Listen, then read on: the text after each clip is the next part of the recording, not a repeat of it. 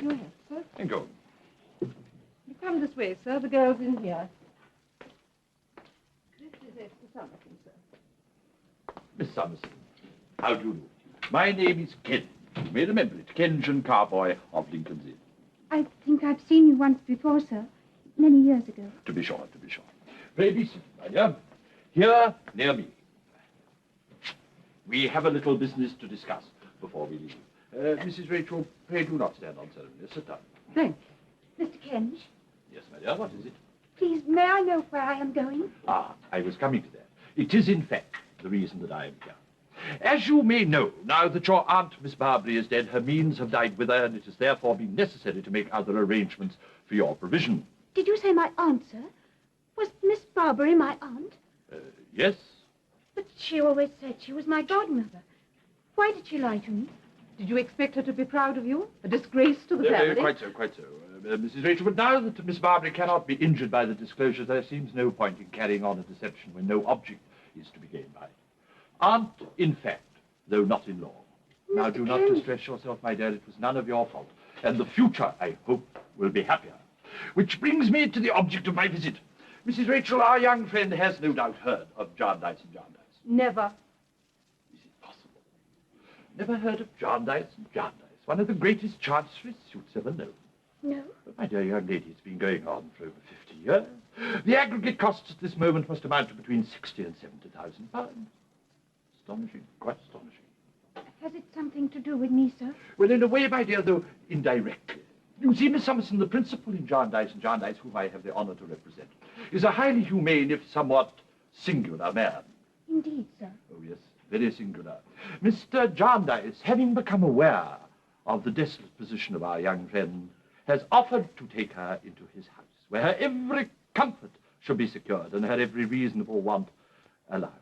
All that Mr. Jarndyce asks in return is that our young friend should be happy.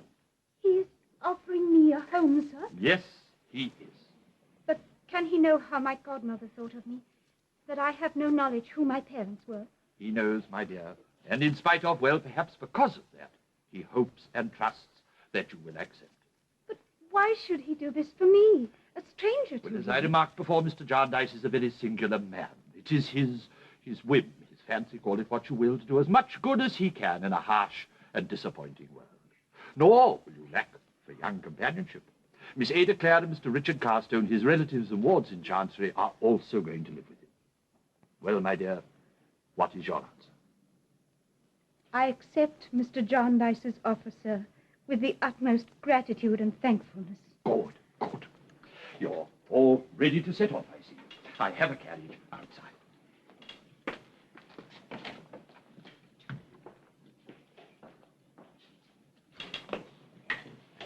Are we going to Mr. Jarndyce's house, sir? Not at once, my dear. We go first to London, where you will meet your young companions at the Chancery Court.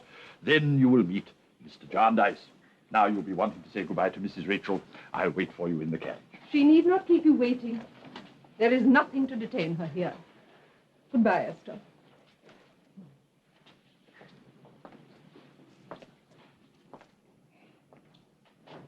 Come, my child. If this house is chilly. It has always been cold, sir.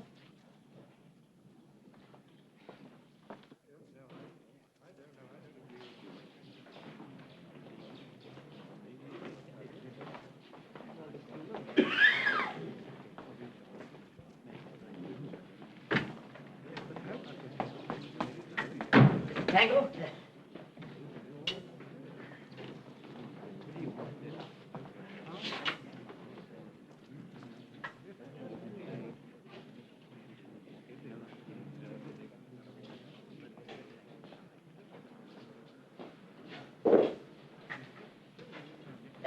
Pardon me, miss. Would you be Miss Summerson? Yes. Are you from Mr. Kenge? That's right. I'm Miss Clark. Mr. Kenge had to go into court. Asked me to keep a lookout for you. Guppy's the name, miss. William Guppy. You're to come this way, if you please. The others are in here. Thank you. Pardon me, miss. Would you be from the country? Yes. Ah. Why do you ask? Well, I thought you must be because of your complexion. Don't see many like it in London. It's so fresh and pretty.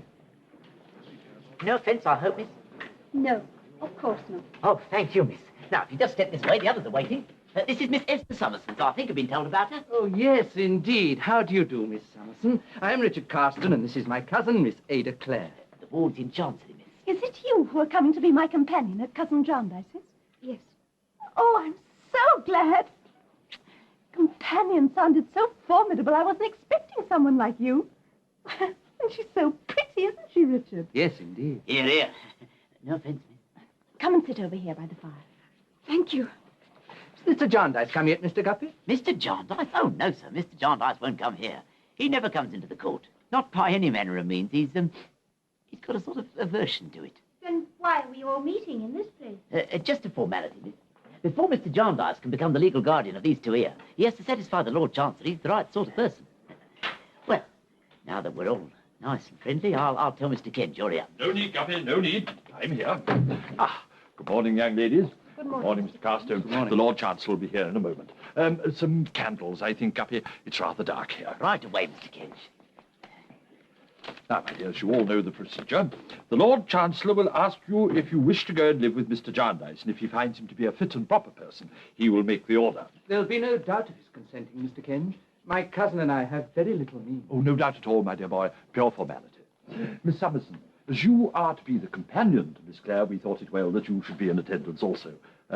You will not be discomposed by the Lord Chancellor, my dear. No, sir. I don't think I shall be. Good. The Lord Chancellor's just come in, Mr. Kent. Right. Well, you come over here, my dears, will you? The Lord Chancellor will sit there. And, Guppy, I think we can dispense with your services when his lordship arrives. Wait about outside for you. Very good, Mr. Kent. Don't be alarmed, miss. His lordship's only human.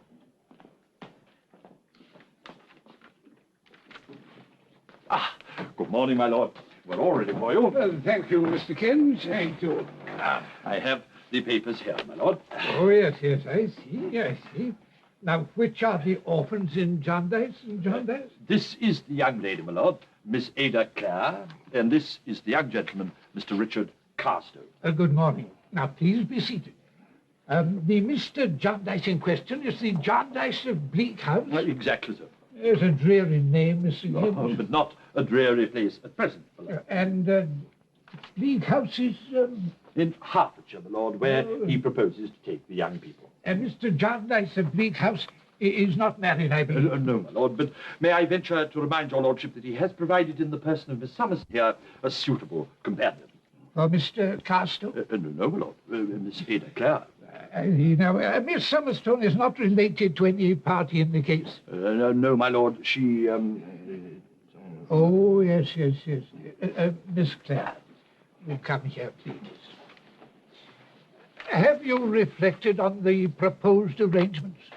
You think you'll be quite happy under the roof of Mr. Jarndyce at Bleak House? I've nowhere else to go, sir, since my parents died. And very little money. The case, my lord. And Cousin John, as he signed himself, wrote me such a very kind letter. I'm Yes, sure my dear, I see. Now, Mr. Carstone. Miss Clare's reasons are mine, sir, in every particular. The young gentleman is an orphan as well, my lord, and principal legatee in the case of Jarndyce and Jarndyce. A bleak prospect, if I may say so. Very good, my lord, bleak prospect. Excellent. It is your wish to take a residence with Mr. Jarndyce? Since he is so generous as to offer it, sir. Until the case is settled, that is. Then, of course, I shall be independent. Yes, of course. Then I will make the order. Well, I've no need to detain you longer. I trust you'll all be happy at Bleak House. Thank you. Thank you, my lord. A word with you, Mr. Kent. Oh, certainly, my lord. Wait for me outside, my dears, and I will instruct Mr. Guppy where to take you. Yes, a hopeful young man, Miss Jeavons. Did you hear it? Until the case is settled, when he will be independent. You know, that's very amusing, Mr. Kent. That's very amusing. Well, that's over. Where do we go next? That's the question. To Cousin Jarndyce, I suppose, and Bleak House. Bleak House? Who said Bleak House? Oh, you must be the wards in Jarndyce. Very happy, I'm sure, to have the honor. You have the advantage of us, ma'am. You're right, young gentleman, you're right. I have the advantage of you in age and experience and bitterness. It is a good omen when youth and hope and beauty find themselves in this place and don't know what's to come of it. Take no notice of her. She's mad. You're right, young gentleman. I am mad. Mad because of this place. I have a case, too. Here are some of my documents. There are very many of them, are there not? But there are more in yours. I was a ward myself once, just as you are. I was not mad at that time. I had youth and hope and beauty, too. But neither of the three saved me. Let's go away, Richard. She frightens me. Yes, go away while you can, before you become as I am. But you won't. Do you know why you won't? Because this place has grappled you to it. It has you in its clutches. Every day you will expect a judgment, just as I do. Oh, yes, I expect a judgment on the day of judgment.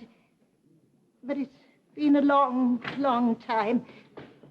Oh, here is Conversation Kenge with his documents. And how does your honorable worship do? Quite well, quite well. Now, Miss Flight, don't bother the young people. Get along. Now, don't be troublesome. There's a dear soul. Troublesome? Oh, not for the world, my dear sir. I pay my respects to the wards in Jarndyce. That is all. I shall confer estates on both when my case is settled. And that is not being troublesome, I trust. Pray accept my blessing. Who is she, Mr. Kent? Oh, a litigant, that's all, my boy. A little deranged, I fear, as her case has been rather protracted. Like Jarndyce and Jarndyce? Not the slightest similarity, I assure you. Now, I must get you to your lodgings. Guppy, where is the man? Aren't we going to Bleak House, Mr. Kent? Not today, my dear. Too far. You go to Bleak House by Mr. Jarndyce's carriage tomorrow forenoon. Guppy, oh, there you are, Guppy. Has the luggage been brought round? All in the cab, sir, and I've got the address. Good, then it only remains for me to say goodbye and to express my lively, Miss Clare, satisfaction at the arrangements this day concluded, and my lively hope, Miss Summerson, that they will conduce to the happiness, I'm very glad to have had the honor of making your acquaintance, Mr. Carstone, the happiness of all concerned. Now, you will forgive me, I trust, if I leave you now, so busy, so very busy. So busy not settling people's cases, I suppose. Now, Mr. Carson, if you'll take Miss Clare's arm, and I'll take Miss Summerson's. Straight along the passage, down the stairs, the cab's waiting outside. Oh, no offence, miss, but are you likely to be going to London again? I don't know, Mr. Guppy. I expect not. Oh, that's a pity. That's a great pity. We don't see many pretty complexions like yours in London, miss. But if ever you should, don't forget, Guppy's the name, miss. William Guppy. Youth and hope and beauty. And all in Jarndyce.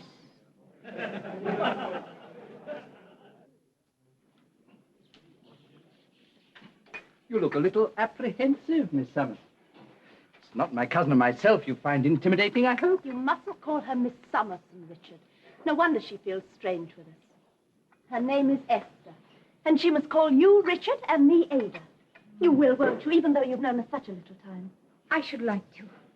Well, come along then. Say it. Richard. Ada. Richard. Ada. Ah, that's better. Now she can tell us what she was thinking about so seriously. I was wondering about tomorrow, the meeting with your cousin Jarndyce. I've never met him, you see, although I owe him so much. Can you tell me what he's like, please? What kind of man am I to expect? Oh, Esther. You want to know what cousin Jarndyce looks like? If you please. Well, I should be delighted to tell you, my dear Esther, but I'm afraid you ask the impossible. You see, neither of us has ever met him. Never met him? No, we've never seen him in our lives. But he's your relative and you're going to live with him. How strange. No, not so strange, really, when one considers Jarndyce and Jarndyce. The lawsuit, you mean? Yes. You can't imagine, Esther. No one can who hasn't been connected with it, how much bitterness it has caused. Because of the enormous amounts of money for which we're all fighting, for the length of time it has been going on, families have become estranged, ties broken, hatreds formed, lives ruined. Only one person has had the strength of mind to stand apart from it all, our cousin Jarndyce. Though perhaps it was easier for him, for he's a wealthy man, you know, in his own right. But throughout my childhood, and Ada has told me the same thing, he has stood by. Always unseen, but nonetheless ready to help and protect. When I was left alone, he wrote me a letter. Such a good, plain, honest letter, offering me a home with it, so that in time it might heal the wounds made by this wretched chancery business. That's all I know of my cousin Jarndyce. I honor him with all my heart. I never had a letter, but while you were speaking, I seem to remember. I was in a coach one day. It was many years ago. I was going away to school, and I was crying. Why? Were you sorry to be leaving home? Oh, no. I was glad. But I was crying because nobody wanted me. I had only my godmother, and she hated me so much. Poor Esther. There was a gentleman sitting in the opposite corner. Oh, he looked so compassionate. He kept trying to comfort me. He offered me sugar plums, and he was so upset when I couldn't eat them for crying. Jarndyce for a certainty.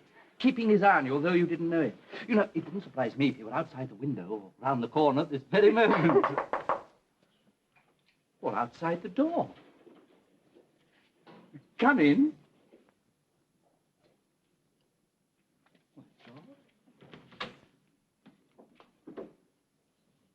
There's no one there. What's that under your foot? It's a letter. Oh, yeah. Oh, it's addressed to all of us. Jarndyce for a certainty. Oh, what does he say? Come on, read it out. What was the name of that old woman who spoke to us at the Court of Chancery today? Miss Flight, yes. Yeah. Well, this is from her. She wants us to go and see her. See her? What for? Well, what does she say, Richard? Please come and see me before you go to Bleak House tomorrow. I know I frightened you today, but I meant no harm and may be able to do you good. She's mad, Richard. She doesn't know what she's saying. Take no notice. What do you say, Esther? Perhaps we ought to go. She may be lonely and unhappy, Ada. It might be doing her a kindness. Yes, you're right. I'm sorry. Does she say where she lives? Yes. I live over a shop near the law courts. There is a sign over the door, Crook, Marine Dealer, Rag and Bottle Warehouse. There, my pretty ones. You shall have daylight today. You shall be allowed to sing a little.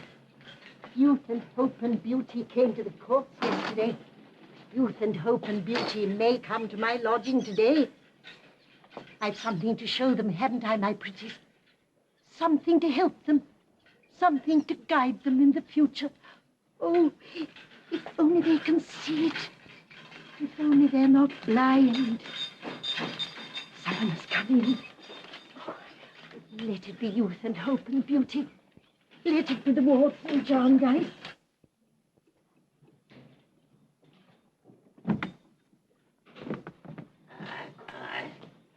What is it you want? Have you got something to sell? I buy everything, but I don't sell. What are you going to show me? We've come neither to buy nor sell. We've come to see Miss Flight. Which is the way to her room? Aye, there's a beautiful hair. I have 3 sacks of ladies there in my shop, but none so beautiful as this. That's enough, my friend. You can admire her as the rest of us do without taking that liberty. Now, Crook, don't be tiresome. These young people have come to see me. This is my landlord, Crook, my dears. A very eccentric person. A little M, you know. Neither some mad nor odd as she is, let me tell you. Though they do call my shop the Court of Chancery and me the Lord Chancellor. They call you the Lord Chancellor? Aye. Why do they do that? Can't you guess? Oh, I have no idea. Then I'll tell you. You see, I've so many things about here, all going to waste and wreck and ruin. I've so many old papers and parchments. And I've a fondness for dust, moss and cobwebs. All's fish that comes into my net. And I can't bear to part with anything once I get hold of it. Now, do you see the likeness? Yes. Yes, I do. That's how I earned the ill name at Chancery. That's enough, Crook. These young people are pressed for time. They're the wards in Jarndyce. Jarndyce? The great lawsuit, Crook. Jarndyce and Jarndyce, is it? And your name would be... Richard Carster. Carster, yeah. And I knows the name of Claire, the name of Deadlock. And, of course, poor Tom Jarndyce.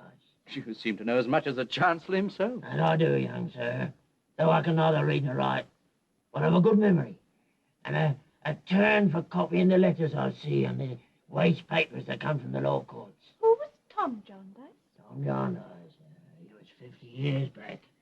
He was at the beginning. He was orphan in here, being so near to the law courts, you see. He got into the restless habit of strolling around, talking to the little shopkeepers, telling them to keep out of Chancery, whatever they did, for, he said, it's being ground to bits in a small mill. It's being roasted over a slow fire. It's being drowned drop by drop. It's being driven mad, grain by grain. He came as near to making away with himself as near as possible, just where that young lady stands. Richard, should we go? No. No, I want to hear the rest. He came in that door the day he did it. The whole neighborhood had said for months before that he was bound to do it for a certainty sooner or later. He came in that door, walked along there, sat himself down on a bench that stood there, and asked me to fetch my pint of wine. For, Crook, he said, I'm much depressed. My cause is on again, and I think I'm nearer judgment than ever I was. I hadn't a mind to leave him alone, so I persuaded him to go to the tavern over the way. I followed and looked in the window. I could see him there, comfortable as I thought, sitting in the armchair by the fire and company with him. I hadn't hardly got back here when I heard a shot rattling and echoing into the inn. I went out. The neighbours ran out. 20 of us cried all at once, Tom Jarndyce. We were right, of course. There he was, dead as mutton. And Jarndyce had killed him. Miss Flight, I think... Yes, I quite agree, my dear. You're frightening these young people, Crook, with that old story. Come this way, my dears. My room is on the floor above. Tread softly as you pass the other door. There's a law writer there the children say has sold himself to the devil. Though if he has, poor soul, I don't know what he's done with the money.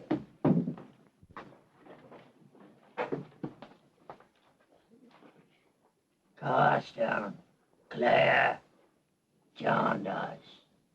But there's another name you don't know. All the same, it's in Jarndyce.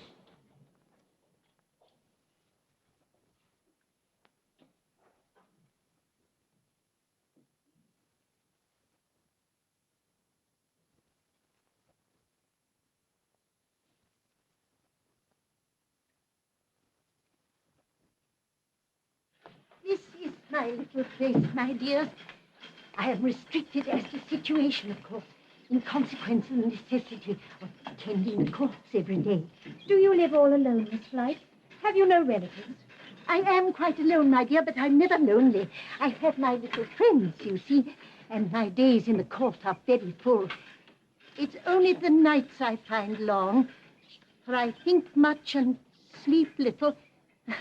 But that is unavoidable, being in Chancery. Oh, I am sorry. I cannot offer you chocolate. But at present, I don't mind admitting to the wards in strict confidence. I find it sometimes difficult to keep up a genteel appearance. I have felt the cold here. I have felt something sharper than cold. It means very little. You keep a great many birds, Miss Flight. You must be very fond of them. It's not so much fondness, my dear. I began to keep the little creatures with the object of restoring their liberty when my judgment should be given. And they must have been a long while in captivity. All their lives, poor silly things. But their lives are so short in comparison with the proceedings of Chancery. One by one, the whole collection has died over and over again. I doubt, you know, whether any one of these, although they are all young, will ever live to be free. Indeed, I positively doubt sometimes whether one day I may not be found lying here, stark and senseless, as I have so often found so many birds. Miss Flight, you asked us here for some purpose. Won't you tell us what it is you wanted to say? Say? I had nothing to say to you, my dear. You said you might be able to do us some good. Do you good, my child? What good could I do you? Why did I write, I wonder? There was something in my mind, I know, but when I talk for long, I get confused. So many things to remember. No, there was nothing I wanted but for you to come to see me. That is what I think. Oh, my dears, my dears. If only I could help you. Don't distress yourself, Miss Bly. I think I know what it was you wanted us to see and to learn from. For my part, I promise you, the lesson will never be forgotten. Now we must go. Our time is short. Goodbye, Miss Bly. Come and see me again if ever you're in London. Indeed we will. Goodbye, goodbye. Goodbye, my dear. I must be in court today before the Chancellor comes. He might mention my name first thing. Yes, I must go to the court. I must go to the court. Another time I'll tell you my birdie's names, but not today. A day when youth and hope and beauty visit here shall not be made unhappy. Oh, they've gone. I must cover you up, my pretty. They saw you. They admired you. But I did not tell them your names. They're not pretty names, my birdies. And they may come to know them only too well, as I have. Only too well.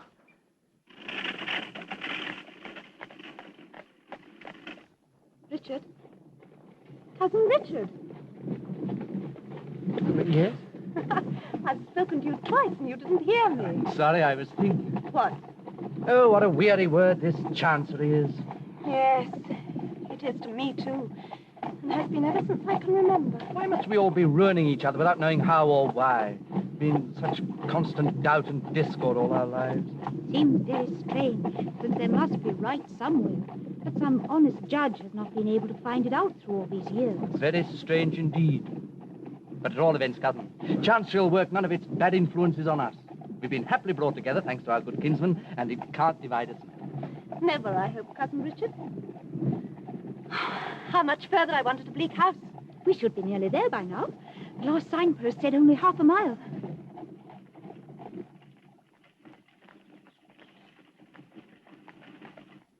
Look, we're stopping. Why? There isn't a house in sight. Beg your pardon, sir. Will you three be bound for Bleak House, sir? Yes, to Mr. Jonderson. Oh, then, sir, these letters are for you. Oh, thank you. Are we far from Bleak House? Oh, no, sir. It's only a step. You're almost there now, sir. Well, drive on. A letter for each of us. My Cousin Jarndyce. Oh, listen to what he says. I look forward, my dears, to our meeting easily and without constraint on either side. Oh, that's the same as mine. I therefore propose that we should meet as old friends and take the past for granted. It's not the same, Esther. Yes, you should by this time be within sight of Bleak House, where the warmest of welcomes awaits you. And so my love to you, John Jarndyce. Look, we're turning into a drive.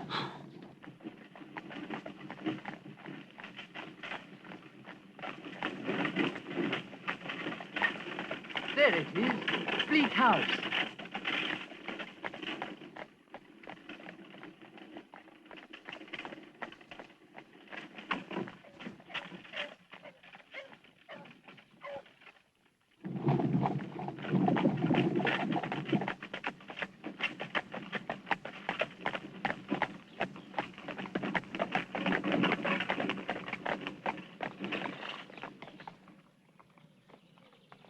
Well, here we are, my dears. Bleak House, our new home. Yes, our new home.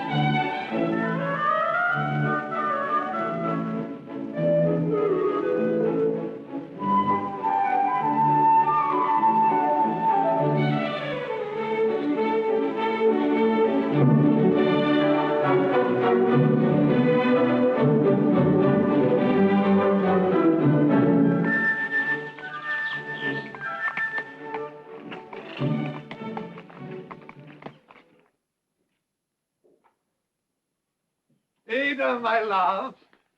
Esther, my dear, you're welcome. Come, my dears, near to the hearth. Now, Rick, I've a hand at liberty. I'm heartily glad to see you. You are very kind, sir. No, you must give me no thanks. I made that clear in my letter. Come, sit down, my boy. Well, and how'd you like Bleak House? The prettiest house I ever saw, cousin. Cousin? Yes, I like that. Cousin John, perhaps, would be better. Cousin John, then. Very good indeed. Sounds uncommonly natural. But there's one young voice I haven't heard as yet. Why is our Esther so quiet? If only you'd let me thank you, sir. Nonsense. What is it to thank me for? You smile like someone who has lost the habit of smiling. We must restore that to you, the first thing we do. The luggage has been taken up, sir, if the young ladies would like to see their rooms. Go along, my dears, and see them. They've been fitted up by an old bachelor, and no doubt will have many shortcomings, but all shall be remedied if you'll tell me my errors. Now, Rick, my boy, a word with you. Aren't you coming to show us your house, Cousin John? Presently, my dear, presently. Come, Esther. A pretty girl, your cousin Ada, Rick. Prettiest girl in the world, sir.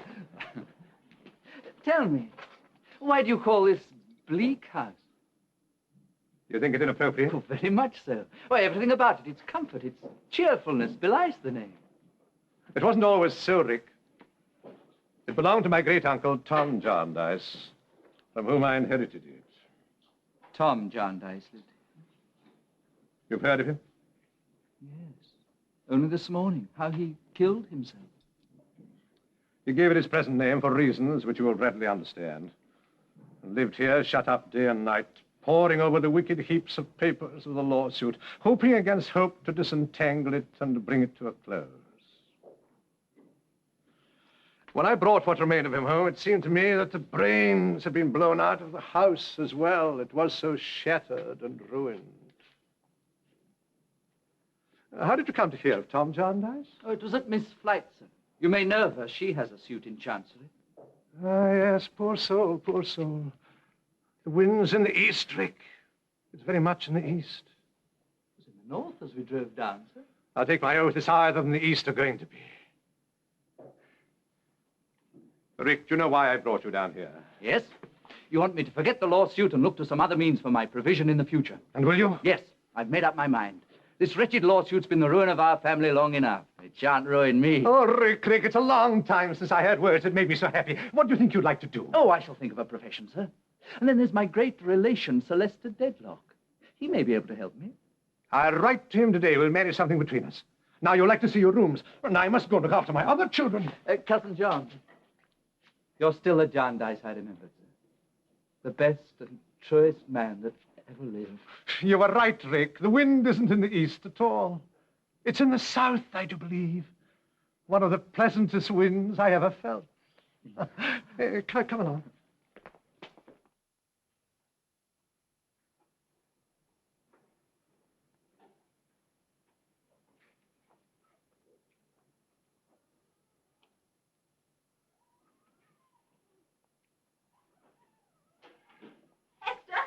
Esther, what do you think? I've got a sitting room all to myself. Why, so have you. Yes. I can hardly believe it yet. I keep moving round and touching things just to make sure they're all real. Oh, Esther, we're going to be so happy here. Can't you feel it already? Yes. I think this is a happy house. Cousin John, I know you won't be thanked, but have you any objection to this?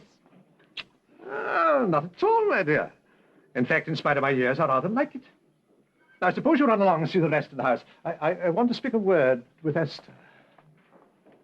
Ah. Come and sit down, my dear. Let's talk together as if we were old friends. Do you like comfits? I always carry them. I find they help to start a conversation. Why'd you look at me like that? It was you in the coach that time, when I was a child and I was crying. Yes. Have you always known me, sir? You'd better call me guardian, my dear. Guardian. I've known you since you were 12 years old. Though I couldn't save you from your early unhappiness. How much do you know about yourself, my dear? Almost nothing.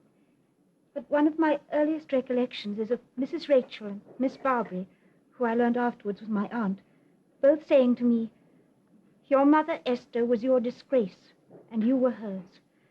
The time will come when you will understand this better, and feel it too, as no one but a woman can." But they would never tell me who my parents were. Do you know, Guardian? No, Esther, I was never told.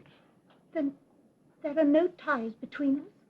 No, there are no ties between us, Esther. We are not related in any way.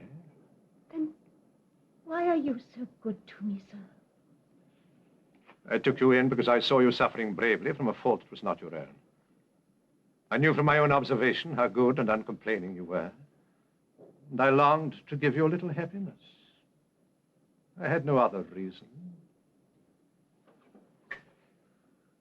Are there any other questions you'd like to ask about yourself? No. I believe if there was anything I ought to know, you would tell me. I shouldn't need to ask. Oh, thank you, my dear. Now, I have a question to ask of Esther. My observation over the years tends me to the belief that you would wish to give a little as well as take.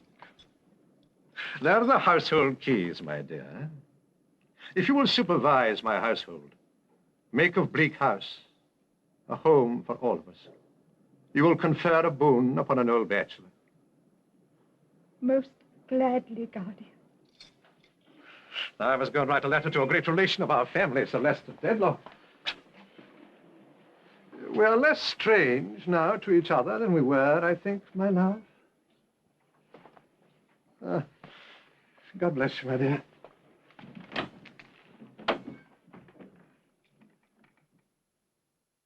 So my lady's cause has been on again, Mr. Tulkinghorn.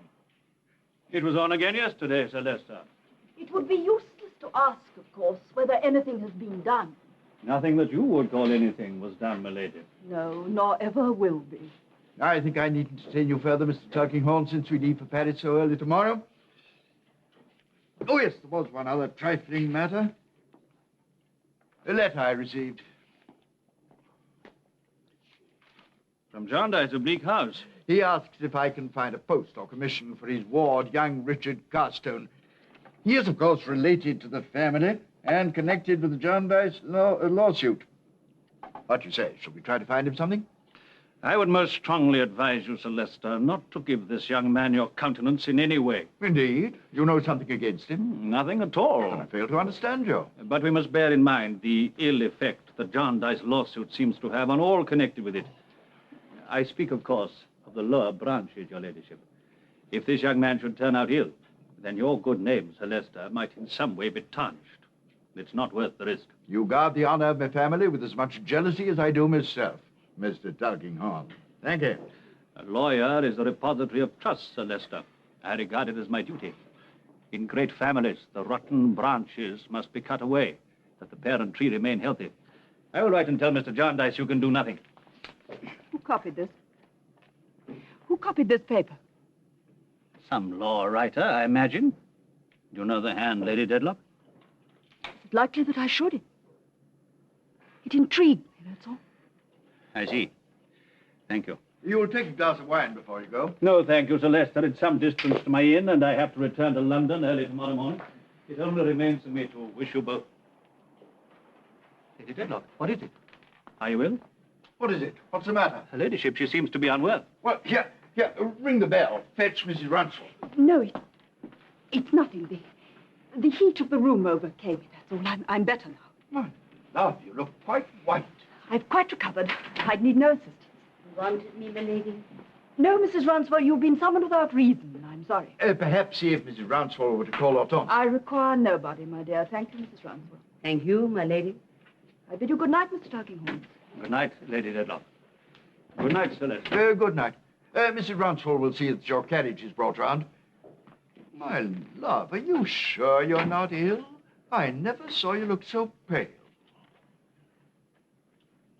It was nothing. I'm better, my dear. Much better.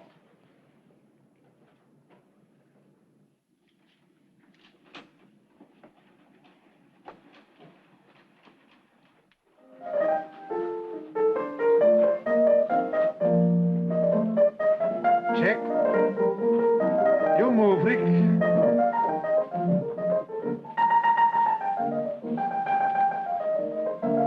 Checkmate. Oh, Rick. Oh, I'm sorry, sir. I wasn't really thinking. I know. Shall we have another game, sir? I'll try to do better. No. Come out onto the terrace with me. I have something to say to you.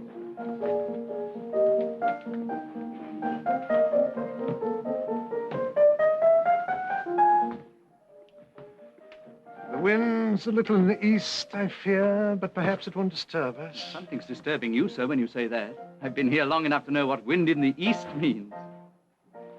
Rick, I've heard from Sir Lester Dedlock. He can or will do nothing for you. You must make your own way in the world. Is that all, sir? Well, there's nothing very disturbing in that. Lots of other people have done it. Will you give some thought, Rick, as to which profession you prefer to enter? You'll need to work hard, I fear. You've very little money. At this moment, sir, I'd like nothing better than to be captain of a privateer. Carry off the Chancellor and keep him on short commons till he gave judgment in our suit. He'd find himself growing thin, I can tell you, if he didn't look sharp. Rick, speak not of the cause, boy. You said you'd put it out of your mind. Can't help thinking of it every now and then, sir. With all that money tied up. Don't worry, cousin. I'll think of a profession, and when I have, I'll work hard at it. Was there anything else you wanted to say to me, sir? No, that's all. Go in to her.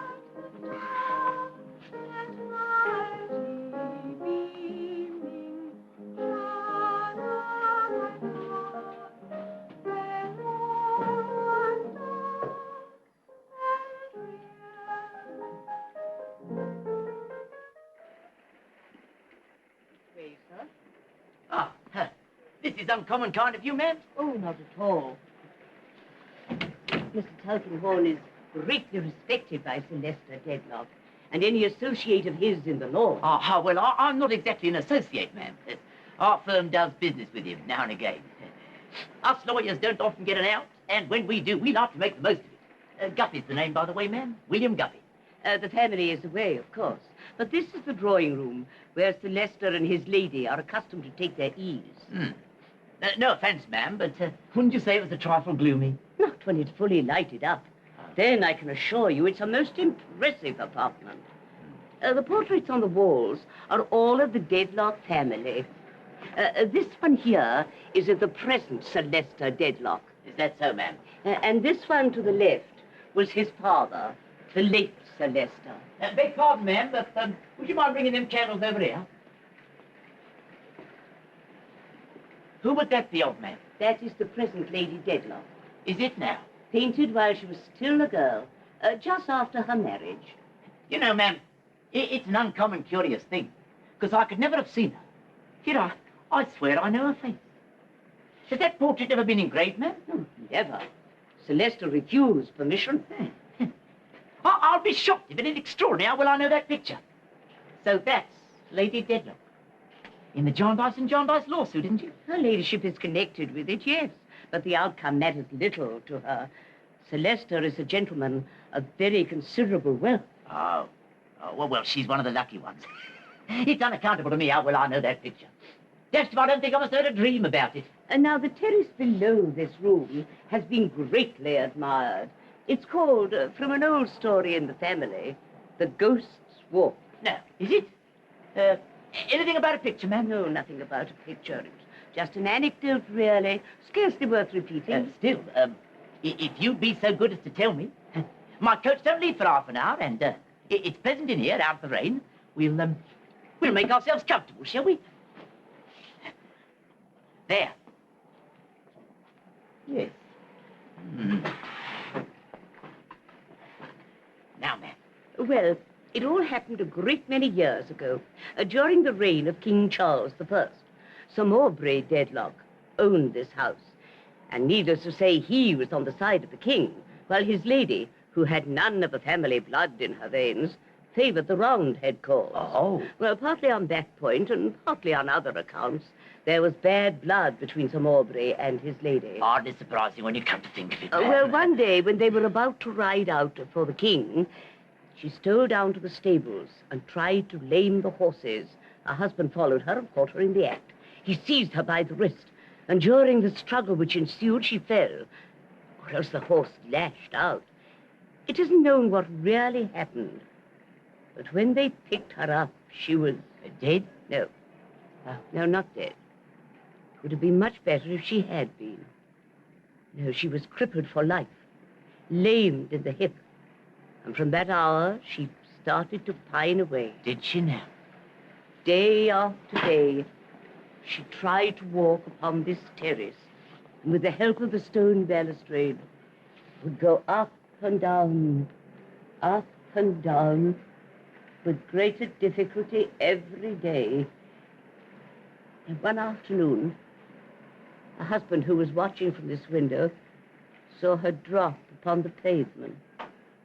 He hurried down to her, but she repulsed him, and looking at him fixedly and coldly, said, "I will die here where I have walked. I will walk here when I am in my grave. I will walk here until the pride of this house is humbled. And when calamity, disgrace, or death is coming to it, let the deadlocks listen for my step." Oh. Do you ever hear it, ma'am? From time to time, it comes back. Oh. Well, there's no sound of it now. That's one comfort. Isn't there? Come over here.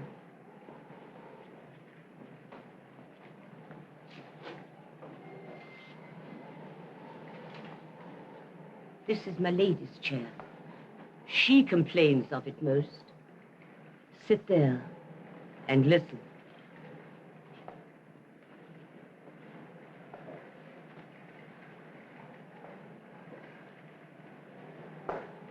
Can you hear it now? Through the wind and the rain and the creak of the house. Oh, it's as plain can be when you sit here. What did you say it signified? Calamity, disgrace, death.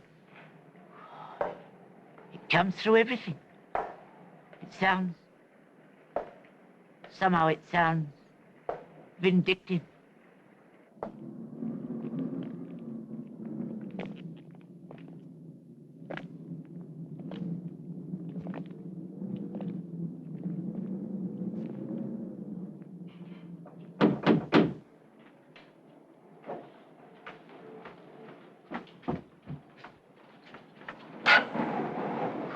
Good evening, Snagsby.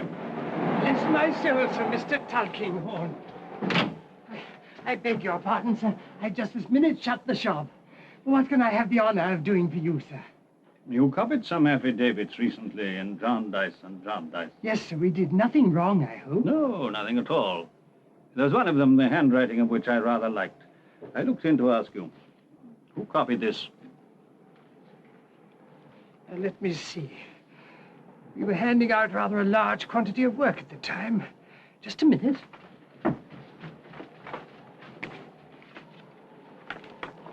Juby, Packer, Jarndyce. Oh, this was handed out, Mr. Tulkinghorn, to a writer who lodges just across the lane. And the name? The name? Nemo, sir. Nemo? Nemo is Latin for no one. Well, I rather think it must be English for someone, seeing someone copied it. Would it be troubling you to show me where he lives? Oh, not at all. It's just across the way, over Cruikshank and Bottle Shop. I'll just get my muff. I'm indoors so much, I'm susceptible to the night air. Now, if you'll go before me while I lock the door. Oh, key.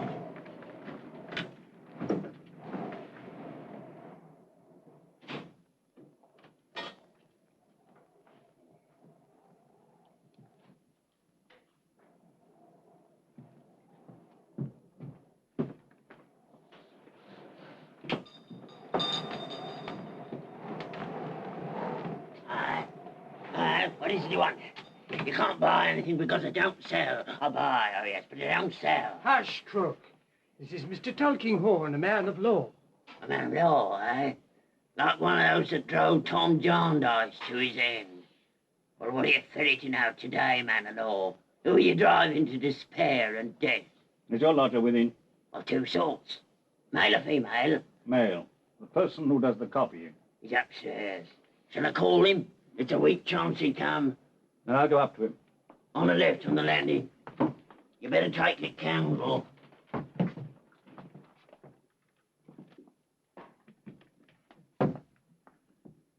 You know what they say about my lodger? They say he sold his soul to the enemy. But I know better. He don't buy. I know. He don't buy.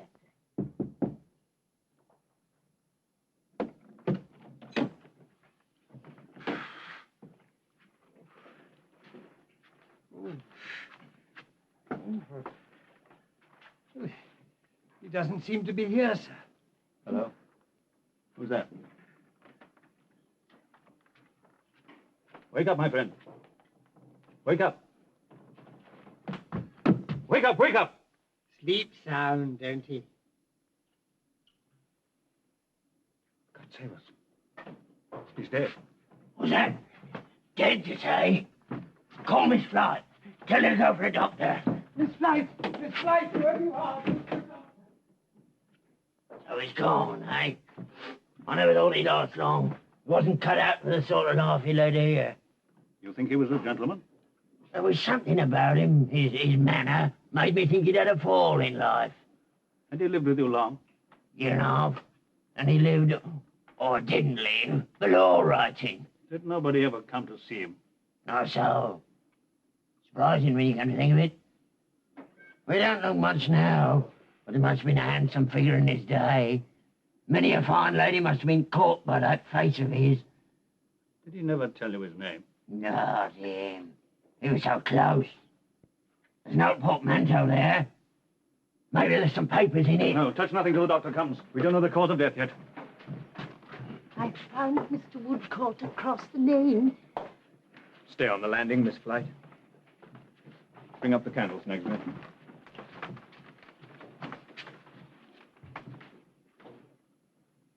Is this how you found him? This gentleman come in here 5 minutes ago and couldn't wake him. What'd he die of, sir?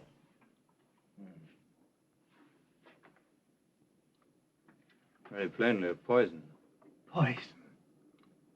I knew this person very well by sight. He's purchased opium from me for the last year and a half.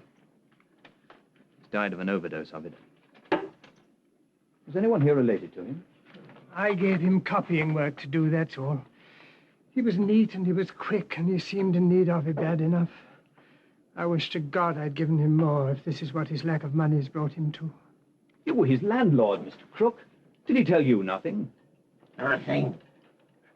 Oh, he once said I was the only relation he had in the world. Me, mind you.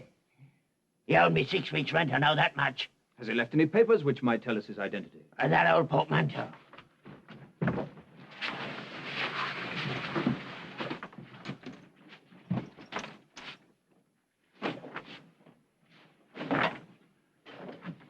Are there any papers?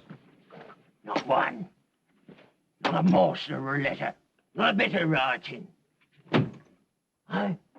Who's that lurking in the doorway? A boy, eh? How'd you get in? What are you shouting? I ain't done nothing. I ain't done nothing. I heard he was dead, that's all. I was sorry. Don't be cruel to him, Crook. It's only Joe who sweeps the crossing. He asked me who it was, and I told him. You knew the deceased then, did you, Joe? You, sir? The dead man. Did you know him? Oh, no, sir. I never what you might call knew him. But he was good to me, that's all. If he had some work, he'd come up to me crossing and give me the price of a night's lodging and a supper. When he hadn't nothing, he'd say to me, sorrowful like, I'm as poor as you today, Joe. He was good to me, he was. When I heard he was lying stretched out just now, I wished he could have heard me tell him so. There, my boy, get along with you. And that's for you, seeing you've lost your friend. Come along, Joe. You will arrange for the inquest, of course, and see to the burying. Yes, I'll do all that. Means a pauper's grave for him, poor man. I think, Snagsby, we may as well go along. Yes, you're right, sir. We shall get nothing more out of him. True. We shall get nothing out of him.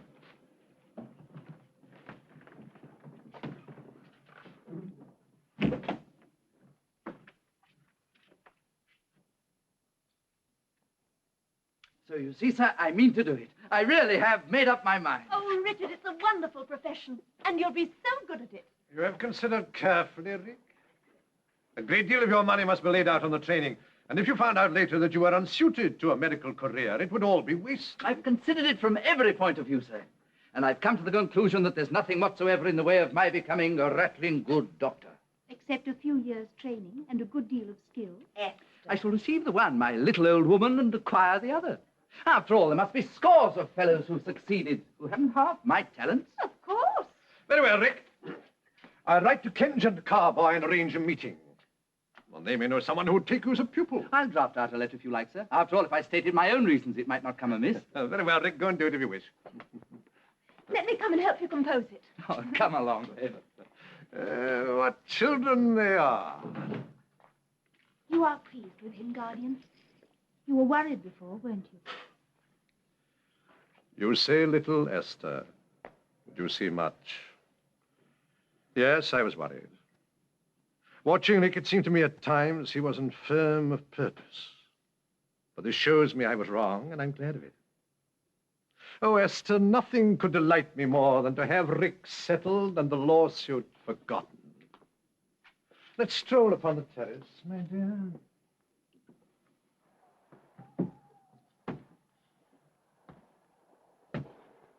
What a pleasant night it is. The wind isn't in the east, Guardian. No, little woman. No. Very, very far from the east.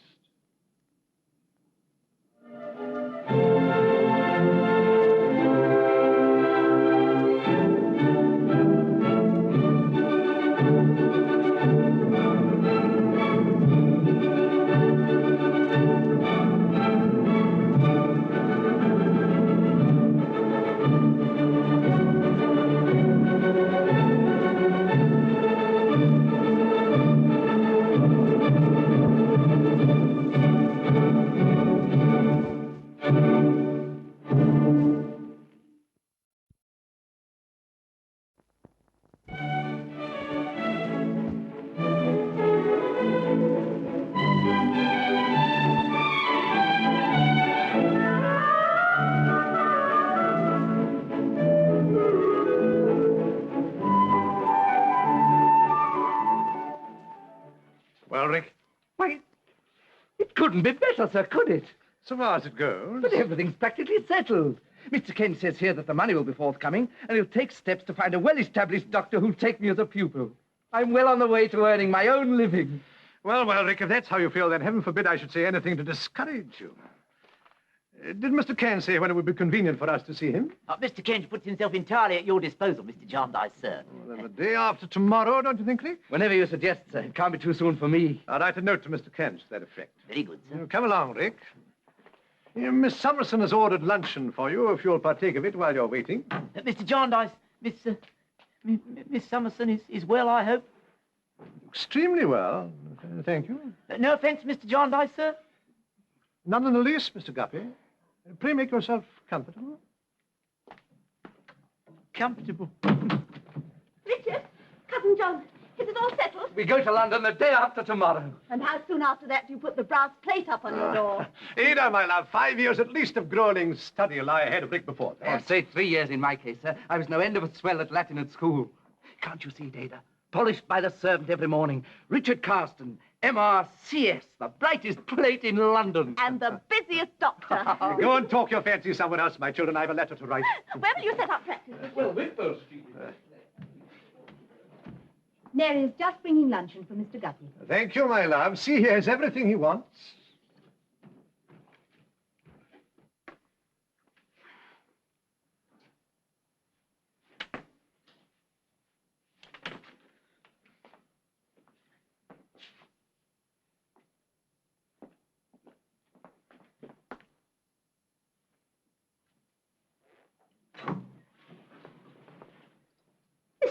Oh, Miss Summerson.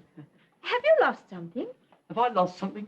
No, she asked if I've lost something. Are you well, Mr. Guppy?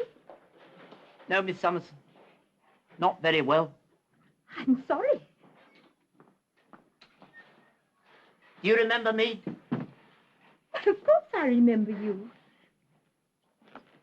I've remembered you, Miss Summerson. Thank you. Would you like ale or porter with your lunch? Or would you prefer sherry? Ale or porter, port or sherry, it's all one to me nowadays.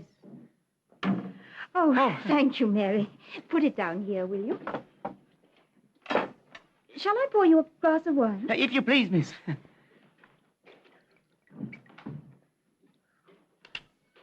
You'll take a glass of something yourself, miss? No, thank you. Oh. Well, can I help you to something, miss? You'll take a morsel of something. No, thank you. I only waited to see if you had everything you wanted. Is there something I can order for you? Oh, I'm much obliged to you, miss. I've everything I can require to make myself comfortable. At least, that is to say, comfortable. No, I'm never that. Beg pardon, miss. Would you do me the favour of a minute's private conversation? It'd be doing me a kindness. Yes, well, perhaps you'd sit here. Yes.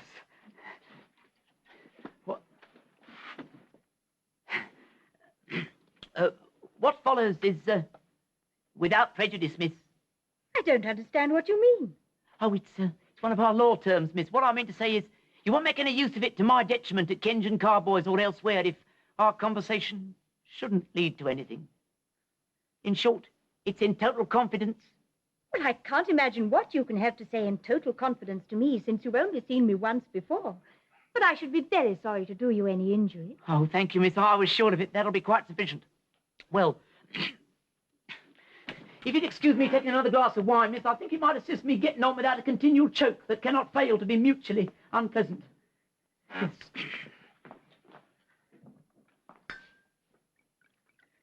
Won't you allow me to pour you a glass, miss? No, thank you. Not half a glass? A quarter? Not any. No? Oh. Well, then, to proceed. My present salary, Miss Summerson, is £2 a week. When I first had the happiness of looking upon you, it stood at £1.15. Since when, a rise of 5 has taken place, and a further rise of 5 is guaranteed at the expiration of a period not exceeding 12 months from the present date. My mother has a little property. It takes the form of a small life annuity upon which she lives in an independent though unassuming manner in the Old Street Road. She's eminently calculated for a mother-in-law. A mother-in-law? She never interferes. She's all for peace and her disposition's easy. She has her failings, as who has not. But I've never known her do it when company was present, at which time you may freely trust her with wine, spirits, or malt liquors. My own abode is lodgings in Penton Place, Pentonville. It's lowly, but airy, open at the back, and considered one of the healthiest outlets.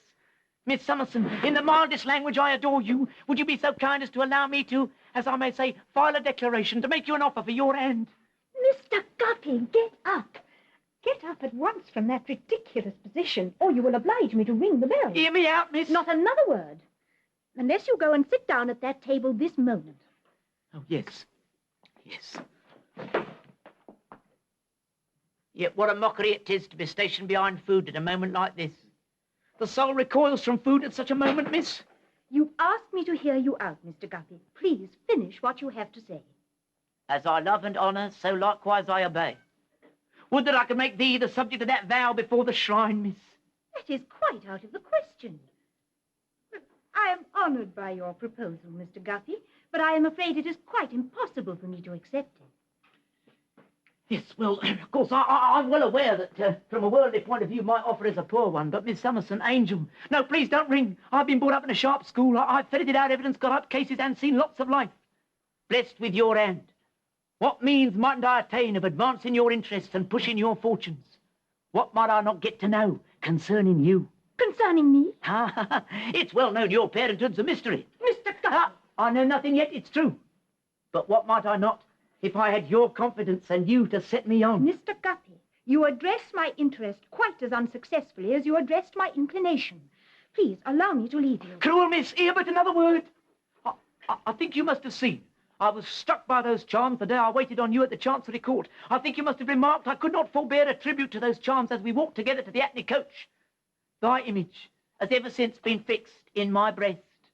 I've walked up and down outside the lodgings you took only to look upon the bricks that once contained thee. If I speak of interest, it's only to recommend myself and my respectful wretchedness. Love was before it and is before it. I've heard you out, Mr. Guppy. You must allow me to leave you. Miss, I beg you, half a minute. Well? This has been without prejudice, miss. I shall never mention it, unless you give me reason to. A quarter of a minute, miss. If ever you should think different, at any time, however distant, for my feelings can never alter, a word to Mr. William Guppy, 57 Penton Place, Pentonville, or, if removed, or dead, of blighted oats, or anything of that sort, care of Mrs. Guppy, 302 Old Street Road, will be sufficient. Miss, I...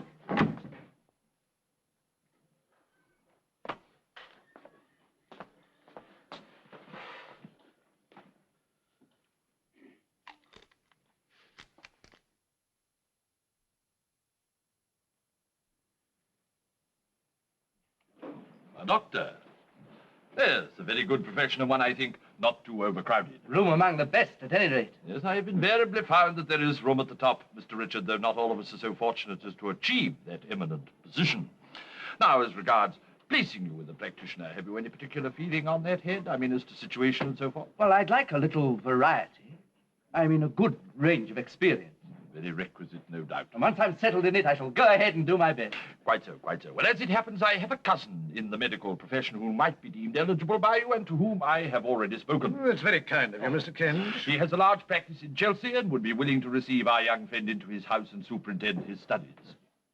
The premium Rick can offer isn't large, Mr. Kent. Does your cousin? He is aware of it. Mr. Jarndyce, but being in a prosperous way himself, the money is of little consideration. Well, that seems a capital arrangement. When can I see him? Well, my cousin, Mr. Bayham Badger, would be delighted if you dine with him and his wife tonight. And the young ladies, of course, if they're in town with you. I fear we're scarcely prepared. This was only a flying visit. Quite informally, I assure you. Here is his address. Now, as to your indentures... Well, draw them up as soon as you like. Yes, but I was about to suggest a probationary period. Yes, Rick, that would be best in case you change your mind. I shan't, sir. I tell you, my mind's made up. You realize the money would be forfeit if you should? Try it first and see, before you sign. I'd no idea you had so little confidence in me, sir. I'm not a child. I know what I want to do. Very well, Rick. Will you see to them, Mr. Kent? Goodbye, and thank you for your kindness. Mr. Bayham Badger will expect you at 7. Goodbye, Mr. Kent. Goodbye, Mr. Richard.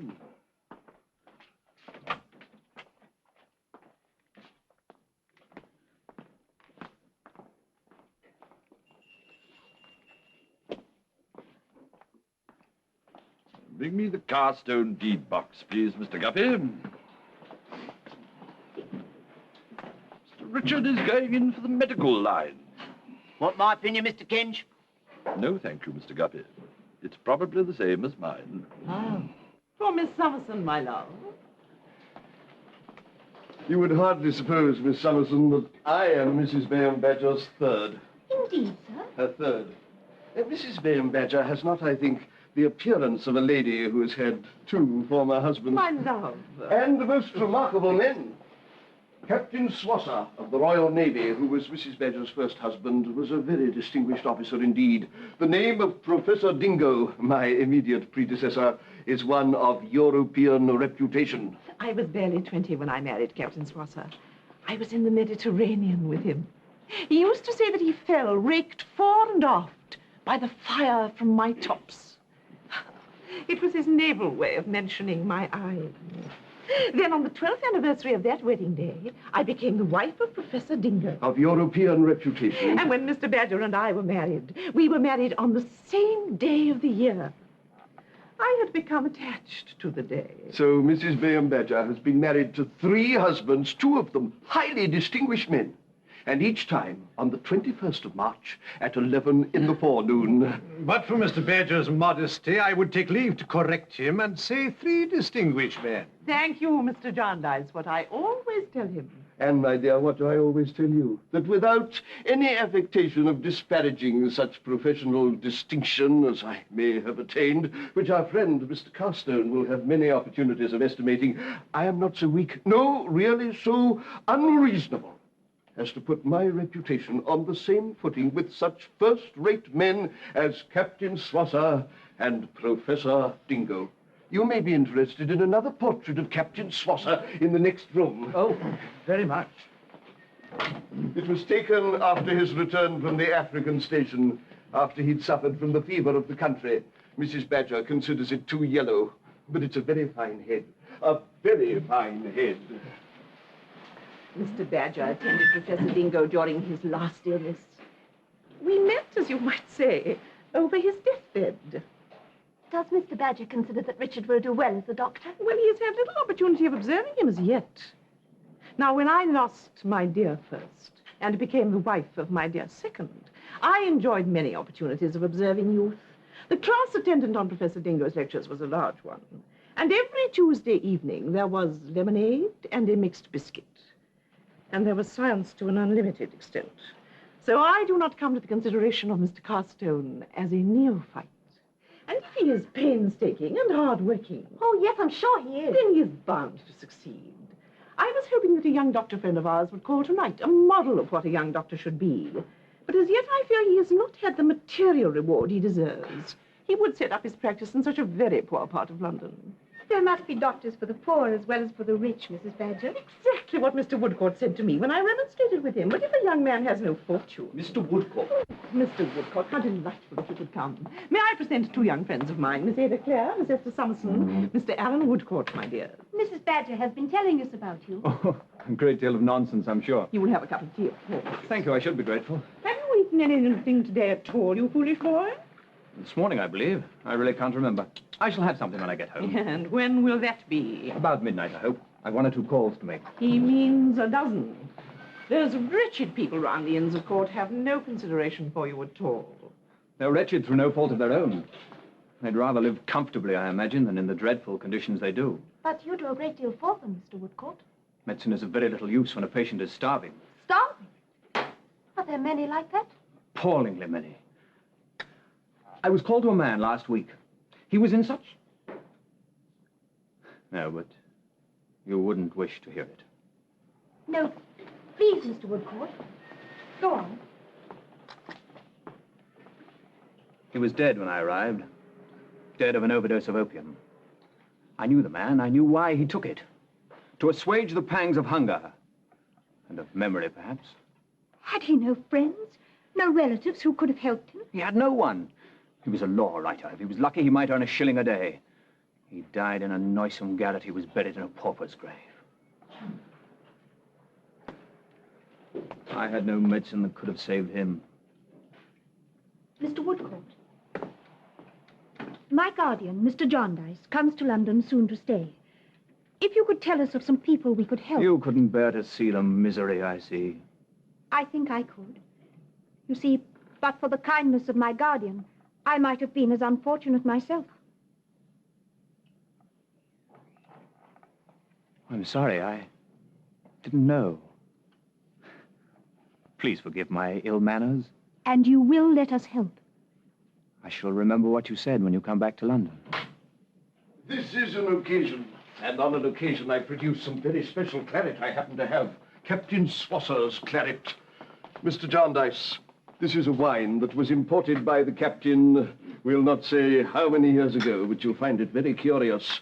Ah, my dear Woodcourt, how glad I am to see you. Mr. Jarndyce, Mr. Carstone, a young medical friend of mine, Mr. Woodcourt. Happy to make your acquaintance, sir. How do you do, sir? Mr. Carstone is about to enter our profession, Mr. Woodcourt. If you will hand Captain Swosser's wine to the ladies. Thank you, Mr. Woodcourt. For you, the professor's goblet, my love. So I observe, my love. Mr. Jarndyce? And you, my dear Woodcourt, we must drink success to our young friend in his career. Yes, indeed. May his cases be many, his failures few. May he never fill graveyards, but rather swell the ranks of the community. To you, my dear Carstone, and your success in the profession. Secretary of Profession. Thank you. It is time we went.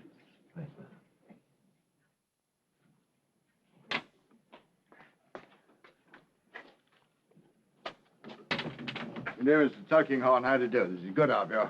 I heard of your return from Paris and wish to pay my respects to you both. My lady is resting. She'll be down in a moment. How is her ladyship? Bored, Mr. Tulkinghorn, very bored. She was bored in Paris, and I fear she'll be bored here in Chesney Wold. Nothing seems to interest her nowadays. It's possible I may have something to relate which will arouse her interest. Indeed? In Jarndyce and Jarndyce? No, not in Jarndyce and Jarndyce. A matter with... your ladyship. Ah, my love. Good evening, Mr. Tulkinghorn. You are well, I trust? Thank you, yes. Mr. Tulkinghorn thinks he has something to say which may interest you, my love. Really, Mr. Tulkinghorn? That would be surprising, surely. I confess I find little in the law to engross me. Pray let me hear it. I'm all curiosity. Your ladyship may remember an evening when I called some weeks ago. You call so frequently, Mr. Tulkinghorn. I had some papers with me. The handwriting on one of them attracted your attention. It was the night you fainted, Lady Dedlock. I seem to recall it vaguely. Well? Seeing you recognized the hand... I did not say that. The character of it intrigued me, that's all. I beg your ladyship's pardon. And the rest of my story will have no interest for you. How I sought out the man. You sought out the man? Forgive me. I've taken up too much of your time already. Celesta, on the matter of the boundaries of the estate... Mr. Tulkinghorn. Lady Dedlock. Since you've been to so much trouble, it would be discourteous of me not to listen. You sought out this man, you say? Yes. And found him? I did. Pray tell us. What sort of person was he? I found him dead, your ladyship. Dead? Good heavens. I was directed to his lodging, a miserable, poverty-stricken place, and found him dead. He had undoubtedly died by his own act. You'll excuse me, Mr. Tulkinghorn, but I really think the less said about this matter, the better. No. Pray, let me hear the story out. It's quite a story for twilight. What kind of man was this deplorable creature? Very difficult to say, your ladyship. He looked so wild and neglected. His landlord had a notion that he had once been something better, both in appearance and condition. He remarked that many a fine lady must have been caught by his face when he was younger. What was his name? No one knew his name. There was, however, a report of the inquest. I meant to bring it with me. A boy gave evidence. A crossing sweeper who knew him as well as any. Perhaps when I come again, or when your ladyship is in town, you might care to see it. No, I really think, my love, that you shouldn't bother yourself about it. I think I should like to read it. It's certainly a collection of horrors, but it interests one for the moment. It's curious no one knew his name. Oh, I forgot to mention, your ladyship. His name was revealed at the inquest. His name was Horden.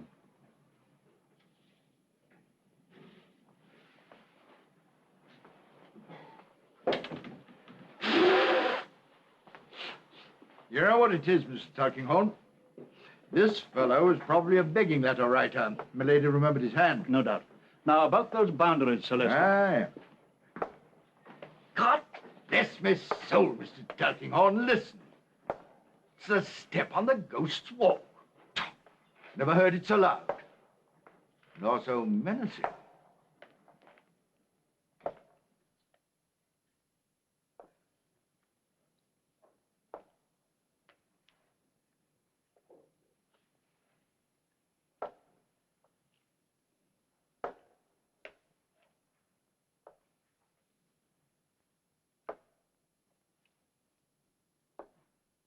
Rick, my boy, I'm glad to have won your confidence. I'm so happy for you. When I first contemplated these relations between us, I certainly did admit the possibility of you and your pretty cousin falling in love.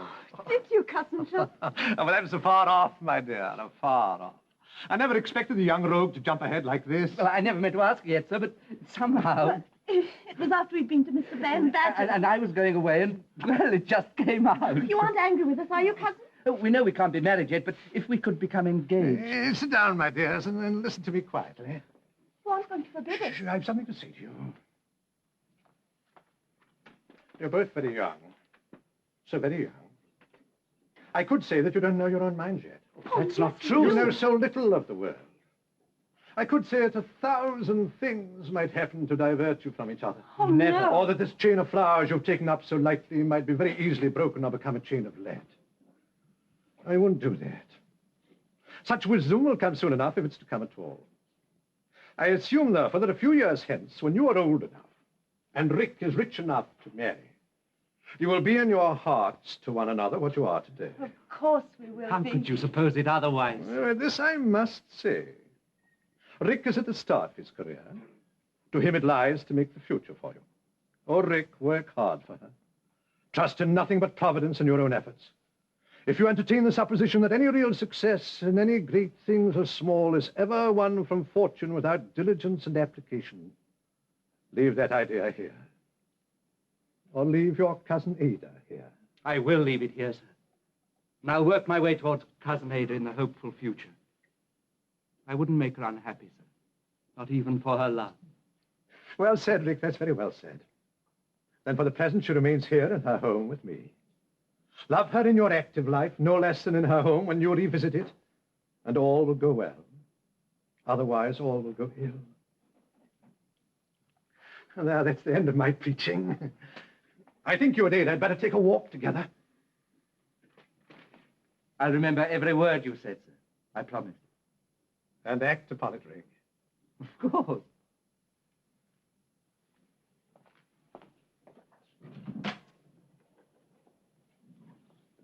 Have I done right, Esther? I dared not let him marry her yet. I'm sure you are right, Guardian. Rick may gain from this the quality he needs. Comes back, Esther, every now and again, that touch of instability, that want of character that frightens me. Her love may give him strength to fight the world. And she does love him dearly. She told me so. I see I must take care our little woman's life is not consumed in care of others. Oh, Guardian, I'm the happiest creature in the world. I believe so, too. But greater happiness may be to come. How could it? When someone tells our Esther that she is held in his esteem above all other women.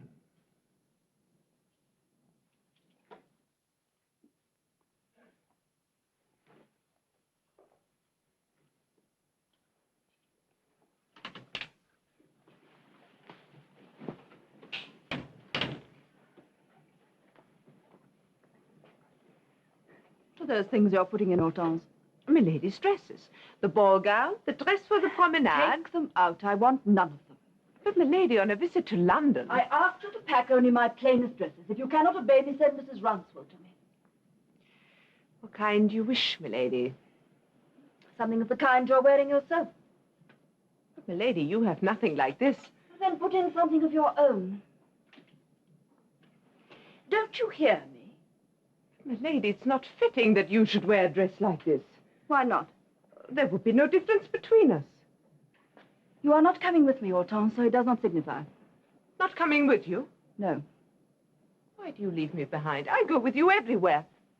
You're taking someone else? I go alone. That is not possible. Sir Leicester would not permit it. Hortense! Someone has replaced me. Me, who have served you all these years. You will serve me very little longer, Hortense, if you cannot learn to control your jealousy. Get me the dress I ask for and a plain bonnet and mantle, then pack them in this trunk. Very good, milady.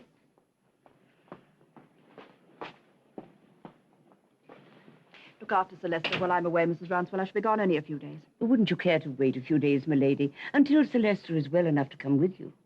It's nothing that would interest him. Some little charity I wish to perform, that's all. But you do so much here, milady. Oh, I do little enough to relieve this inexpressible tedium. Milady, forgive me, but if only you'd had children.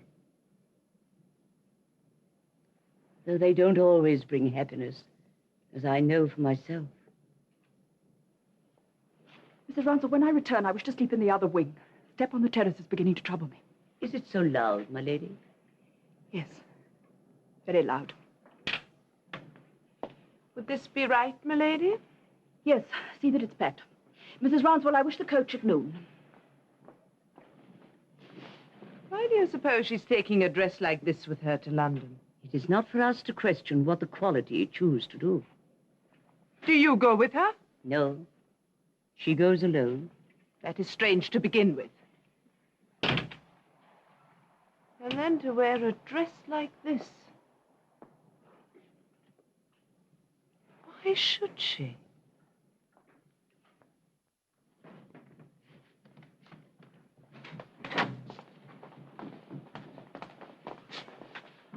You're sure you have enough money, Rick? Oh, plenty, thank you, sir. And I shan't be getting about. I shall have my nose to the grindstone. Don't work too hard. You must take care of yourself. Next time you see me, I shall look like this fellow with work and worry. Richard! Don't worry, Ada. He doesn't mean it. You think not, Dame Dirt, and I may surprise you. Remember, we follow you to town next month. And give my compliments to Mr. Bear Badger. I will, sir. And you'll write every week. You promise. I'll write every day, I swear. The luggage is in, sir. Goodbye, sir. Goodbye, Mary. Goodbye, Rick. Let me have good reports of you. I will. Esther, Good luck, Richard. come out to the carriage with me. Oh, Richard. You look happy, Guardian. He's so full of youth and hope, and he loves her so much. But there's something else that pleases me even more. Ever since he chose his career, he hasn't mentioned the lawsuit once. Let him forget that entirely, and his life will be happy.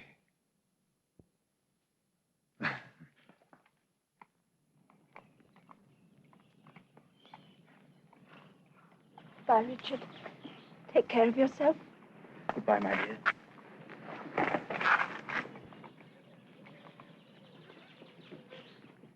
Goodbye, sir. Goodbye, Rick. Goodbye, Richard. Goodbye. Good luck. Goodbye. Goodbye. Goodbye. Goodbye.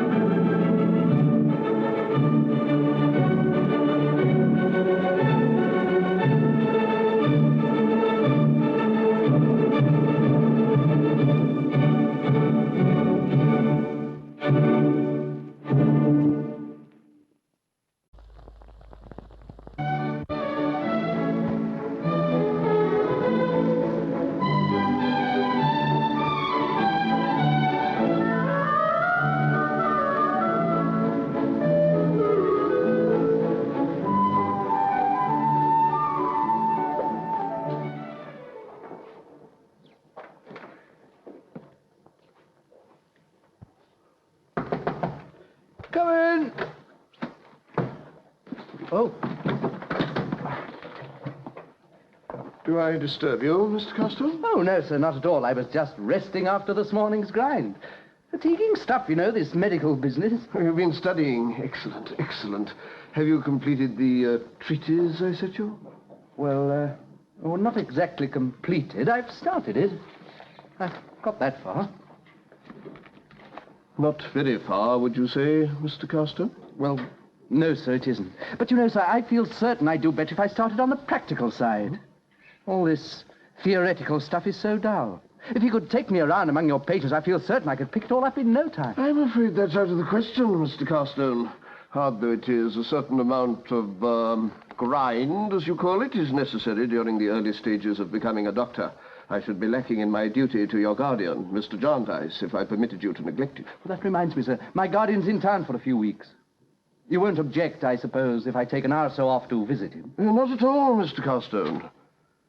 In fact, I think it likely that I shall be calling on Mr. Jarndyce myself. Yes, I think it extremely likely. Honoured indeed, my dear, by another visit from youth, hope, and beauty. Happy to receive Jarndyce of Bleak House beneath my humble roof. Mr. Woodcourt told us you had been ill, Miss Blythe. Oh, decidedly unwell. Oh, very unwell indeed. Not pain, you know, trouble. Not bodily so much as nervous. The truth is, we've had death here. There was poison in the house. I'm very susceptible to such horrid things. It frightened me. Only Mr. Woodcourt knows how much. You're very much better now, Miss Flight. You'll be able to attend court tomorrow. Well, I understand you've been sadly missed. The kindest position in the college. I expect a judgment shortly, and shall then confer estates. Oh, yes, I expect a judgment on the day of judgment. Has Miss Blight told you of her present good fortune, Miss Summerson? No. What is it, Miss Blight? Oh, most extraordinary. You've never heard of such a thing. Every Saturday, Conversation Kenge, or Mr. Guppy, his clerk, places in my hand a paper of shillings. Oh, yes, shillings, I assure you. Always the same number in the paper, and always one for every day of the week. From whence do these papers come, you say? Shall I tell you what I think? I think the Lord Chancellor, aware of the length of time I have been awaiting a judgment, forwards them. Now, that is very creditable, you know. So delicate. But it is the greatest good fortune, Mr. Jarndyce, is it not? Yes, indeed, ma'am. You keep a great number of these little fellows. Have they any names? Names? I can answer for Miss Blight that they have. You promised to tell us what they were. Richard, Ada, and I. The day we first came here. Did I, my dear? I've forgotten. What's that? Who's that at my door? What do you want? It's only me. What are you listening at my door for, Crook? I weren't listening. I was just going to rap with my knuckles, only you were so quick. You must excuse my landlord, Mr. Jarndyce. M. Quite M, you know. What do you want, Crook, when I have company? Aye. You know I'm the Lord Chancellor. Well, what of that? For the Lord Chancellor not to be acquainted with that Jarndyce is queer, ain't he, Flight? Might have the honour. Your servant, sir. I know almost as much about Jarndyce and Jarndyce as you do, sir. I know the old Squire Tom, and I know young Mr. Richard Carstone. But I never to my knowledge seen you before. Not even in the courts, though I go a mortal sight of times in the course of the year. I never go there. I'd sooner go somewhere else. The burnt child, eh, sir? Are you looking at me lodger's birds, Mr. Jarndyce? It's one of her strange ways that she'll never tell the names of these birds if she can help it, though she's named them all. Shall I run 'em over, Flight? If you like. Hope, joy, youth. Waste, want, ruin, despair, madness, death, cunning, folly, words, wigs, rags, plunder, jargon, gammon, and spinach. That's the whole collection, all cooped up together by my noble and learned brother. Well, this is a bitter wind. And when my noble and learned brother gives his judgment, then he's set free. And then, if that should happen, which it won't, the birds that have never been caged will kill 'em. You should drink less raw spirits, Crook, I've warned you. That and the opium you take will finish you off one day like your lodger. I never go the way eating. Do you want to see a account of the inquest, Light? Came from the coffee house yonder. But it's no good to me. I can't read, though I'm teaching myself. But it's slow work at my age. You should have somebody to teach you. Ah, but it might teach me wrong. I'd rather go slow than chance that. Take no notice of the stains. It's been through a dozen hands already. Hey, there's me shop door. Hey, you, whatever you are, what do you want? I buy, but I don't sell. I've nothing to sell. If ever the wind was in the east, I think it's there today. We must be going, Esther. Good day to you, Miss Flight. Goodbye, Miss Flight. Thank you for calling, my dear. Bring the wards to see me when you can. Come and dine with us while we're in town, Mr. Woodcourt.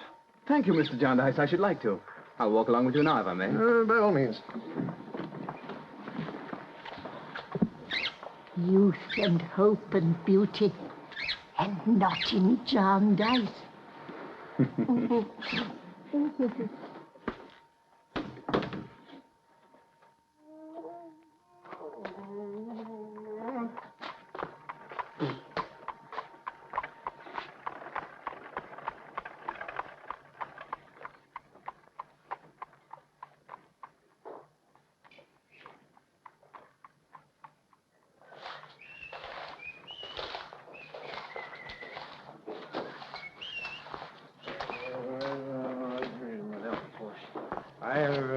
Sweep, sir. Ow!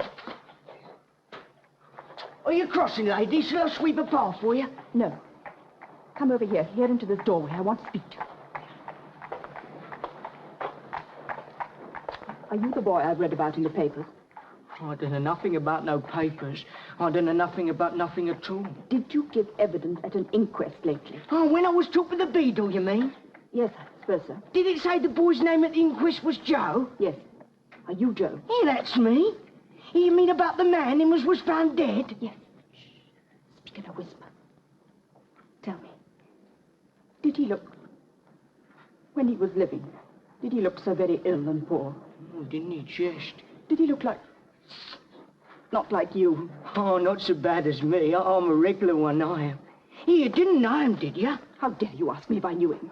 No offence, my lady. Don't call me my lady. I'm only a servant. Jolly servant you are. Be silent and listen to me. Keep father from me. Can you show me the place where he was buried? Can you take me to it? Oh, that I can now, ma'am. Now. And I'll give you more money than you've ever had in your life. How much? You shall see. Go before me and I'll follow.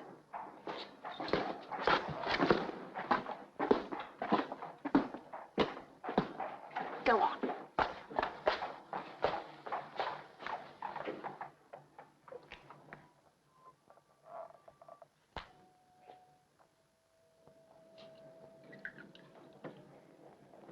It was late to summon you, I fear, Snagsby.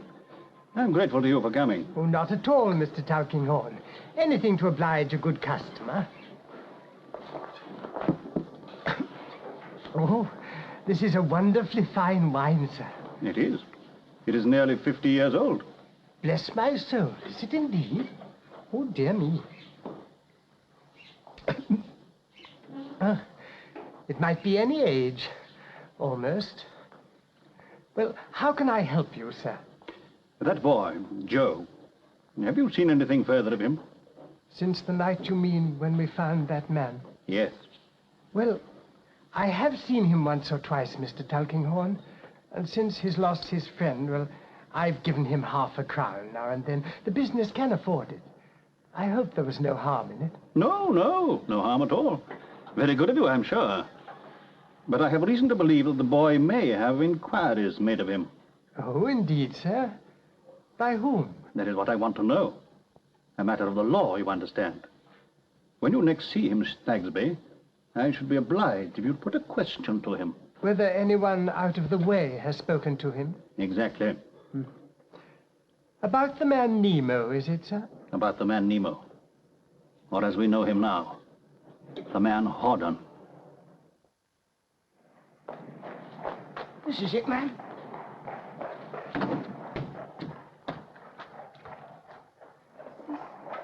Dreadful place where he was buried. Oh, I saw them take the coffin in. They put him over there. Where? There. Over yonder among them pile of bones. He was put very near the top. They was obliged to stamp on it to get it in. Yeah, I could uncover it with my broom if the gate was open. That's why they locks it, suppose. It's always locked. Look at that rat. Look, there he goes. See? Into the ground. There's plenty of food for him here. Shall I take you back now, ma'am? No, not yet. Is this place of abomination consecrated ground? Is it what, ma'am? Consecrated. Is it blessed? Oh, blessed if I know, but I should think it weren't. It ain't done much good if it is. Blessed, you say? I should think it would tough it myself. No, I don't know nothing. I promised you some money.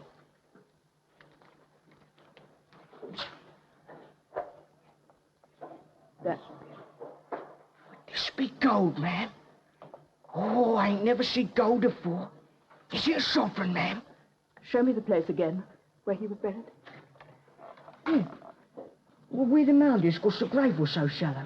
If you was to come here in daylight, you could see it plain as blanket. Hey! Hey! Gold. Just for showing her where that man was buried. Shall medicine, Celesta? Perhaps I'm fanciful. Doubtless I am. This gout always upsets me. But does it appear to you that the step on the ghost's walk is louder than ever tonight? Yes, it does, Celesta. Not that I have any belief in that old story of death and calamity. No. But Well, I find the sound disturbing. Her ladyship complains of it too, sir. I shall sleep on the other side of the house tonight, thank you. Listen, did you ever hear it so marked? In all the years I've been with you, Sir Leicester, I've never heard it so distinct as it is tonight. So you see, Miss Summerson, why we felt it imperative that we should speak to someone. We are very much of the opinion that Mr. Carstone has not chosen his profession wisely. He has not that positive interest in it that makes it a vocation. I believe he has very little money indeed, and that is why he must work hard. Oh, it was a maxim of Captain Swosser's, speaking in his figurative naval manner, that when you make pitch hot, you cannot make it too hot. And that if you have only to swab a plank, you should swab it as if Davy Jones were after you. It appears to me that this maxim is applicable to the medical as well as to the nautical profession. To all professions.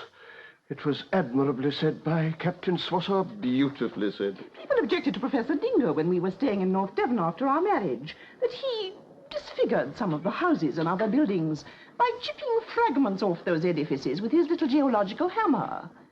But the professor replied that he knew of no building save the Temple of Science.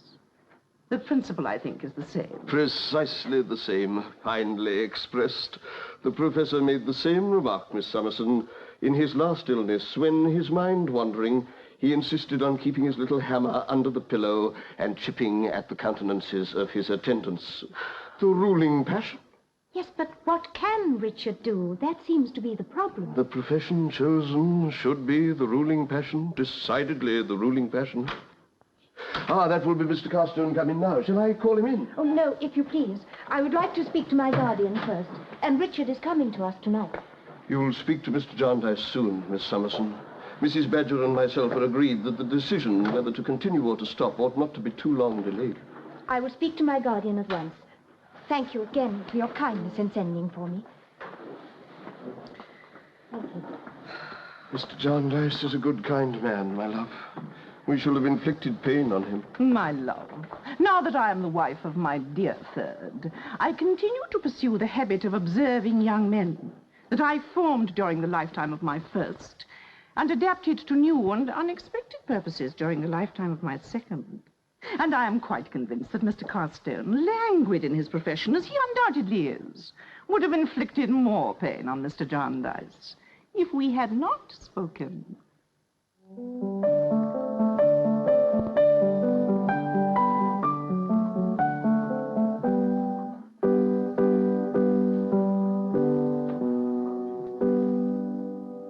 Bravo! You play better than ever, my dear. Now a song. You know, if there's one thing I've missed at Bay and Badger's, it's your music. And you, of course. What shall I sing?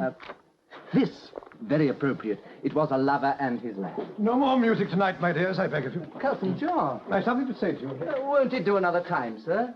I haven't heard Ada sing for weeks with all this toiling and moiling at Bay and Badger's. That I wish to speak to you about. How do you get on with your studies? Oh, well enough, sir. It's all a bit jog-trotty and humdrum, but it'll do as well as anything else. Oh, Richard. Why do you say, oh, Richard, Esther, in that tone of voice? If it'll do as well as anything else, it'll do very well, I hope. And then you wish to continue with it, Rick? Oh, yes, I think so. After all, it's only kind of probation till the lawsuit's settled. Rick. I'm sorry, sir. Forgot that was forbidden ground. Oh, yes, it's right enough. Let's not talk about it. But I must talk about it, Rick. Mr. and Mrs. Bay and Badger sent for Esther today. On her return, she told me what they said. It would appear that they think you've no great liking for the profession. Oh. Oh, well, of course, that rather alters the case. I had no idea they thought so. Is it true, Rick? Well, yes, sir, to be honest, it is. I don't care much about it. It's not quite in my way. And then I hear so much of Mrs. Badger's first and second husbands, it is a bit wearing, you know. I'm sure it's only natural you should get tired of that, Cousin John. Well, Esther and I were saying so only yesterday. Then it's so monotonous. Today is like yesterday and tomorrow's like today. Isn't that an objection to every kind of occupation? Well, yes, I suppose it is. Well, that's why I say it'll do as well as anything else. I see. Very well, Rick.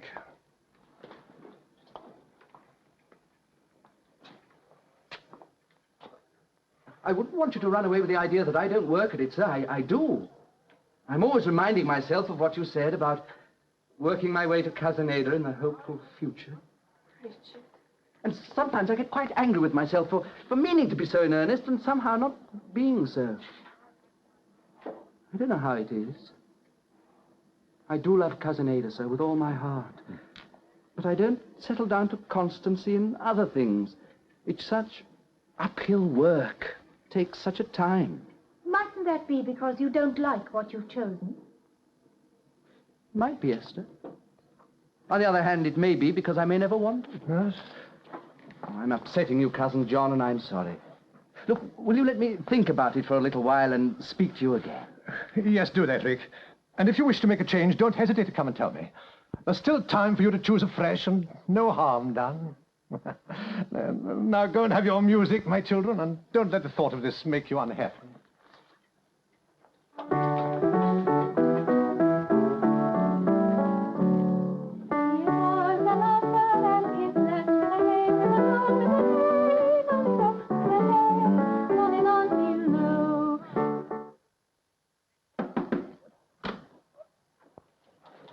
Excuse me, miss. Mr. and Mrs. Woodcourt have called. Mr. and Mrs. Woodcourt? Yes, miss. Mr. Woodcourt asks particularly to see you, miss. Very well, Mary. Please tell him I'm coming. Yes, miss.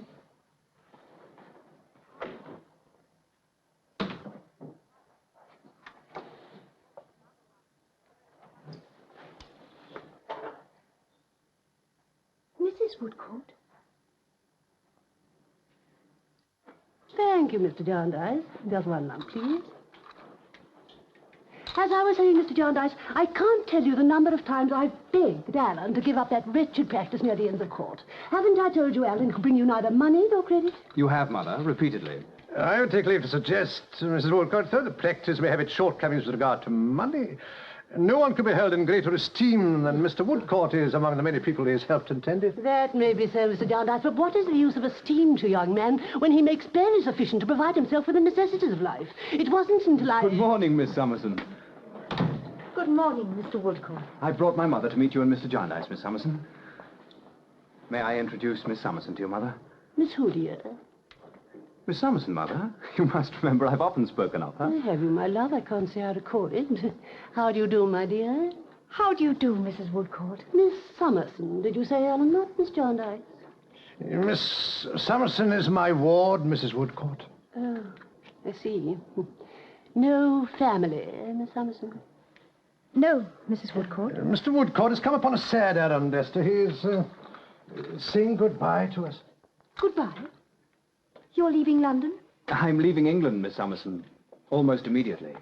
I asked my mother to accompany me here today that she might meet the friends who've meant so much to me during the short time we've been acquainted. Where are you going, Mr. Woodcourt? Alan has obtained a most satisfactory position as surgeon on board a ship belonging to a firm of merchant traders. He will go first to India, then to China. He'll be away a long time. A very long time, I fear. If indeed he ever returns to England at all. Is there some likelihood of that? Well, now, Mother. My dear boy, why shouldn't I voice my hopes for you? As I said to him, Mrs. Summerson, there are a great many young ladies who go out to India on speculation, some of them with both birth and fortune. There's absolutely no reason why one of them shouldn't fall in love with him. Indeed, he might make a splendid match. Don't you agree, Miss Summerson? Yes, Mrs. Woodcourt. Except, Mother, that young ladies of birth and fortune usually require the equivalent in their husbands. My dear boy, your birth is equal to anybody's. He wouldn't have told you, Miss Summerson. Indeed, he seems to take no pride in it, but we are descended from Morgan ap Kerrig, who was once a king in Wales. So long ago that everybody has forgotten. Nevertheless, we are in effect a royal family, and I trust you will bear that in mind when we're making the choice of a wife. Wasn't it possible, Mr. Woodcourt, for you to seek a more profitable practice in this country? That's what I'd eventually hoped to do, He would sir. never have done it, Mr. Jarndyce. I know him only too well. He would have gone on giving his services to those wretched people for the rest of his life. Indeed, it was only when I reminded him of all that he owed to me, the sacrifices I had made so that he could qualify for his profession, that he consented to consider this splendid offer at all. Miss Summerson has been in this practice for 4 years, and he's made nothing, simply nothing out of it. Except a great many friends who will regret his going with all their hearts. Truly spoken, Esther. I think we should be leaving, Alan. We still have several calls to make, and your ship leaves on the evening tide. It's been a great pleasure meeting you, Miss Summerson. I'm sure you'll forgive us running off like this, but we have to go and see Sir Harley Roper. He's promised me a letter to some title friends of his in India. Indeed, he even spoke of a niece. But I mustn't let my hopes run away with me, must I? Goodbye, Mr. Jarndyce. Goodbye. Goodbye. So good of you to let us call, Mr. Jarndyce. Indeed. We enjoy. You will come and see us again, if ever you should return to England. If I may be allowed. I was at Miss Flight's earlier. I hoped I might see you there. No, I had duties here. Miss Clare went in my place. Poor Miss Flight will miss you sadly, Mr. Woodcourt. I hope there are others who will regret my going a little. God bless you, Miss Summerson. Goodbye, Mr. Woodcourt. God keep you safe. And Alan, Sir Harley expects it. He was most impressed when I told him of the bardic poem composed about my ancestor.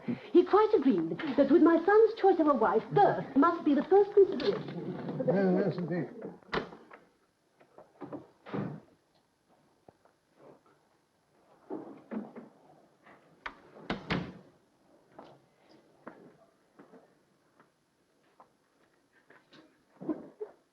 Goodbye, my dear boy. Good fortune and a safe voyage. Goodbye, Mr. Jarndyce.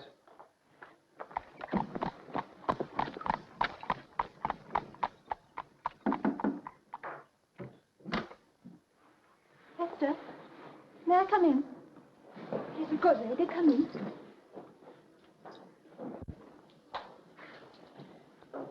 Look. Aren't they pretty? Oh, Ada, don't you think they're the prettiest flowers you've ever seen? They're beautiful. From Richard? No, not Richard. Have you another lover, then? Why? Do they look like that sort of thing? Do they look like that sort of thing? You know they do. Take them, Esther. They're for you. For me? Somebody left them at Miss Flight's an hour ago. Somebody who's leaving on a big ship tonight. But Ada... I was there myself, Esther. Somebody was very disappointed not to have seen you there. And I happen to know that he left them behind on purpose.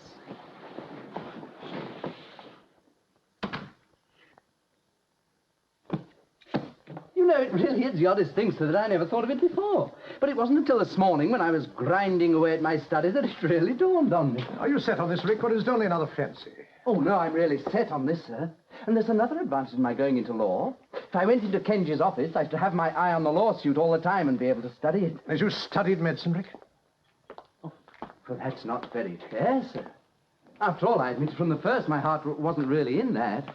But the law's a completely different matter. Why, my whole future, as you might say, is bound up in it. That's very true, Cousin John. You know, sir, it wouldn't surprise me at all if I didn't bring the whole thing to a close. Well, lawyers for over 40 years have failed. Don't you see why, sir? No, Rick, I don't. But, sir, the whole thing is self-explanatory. It was in their interest to keep it going.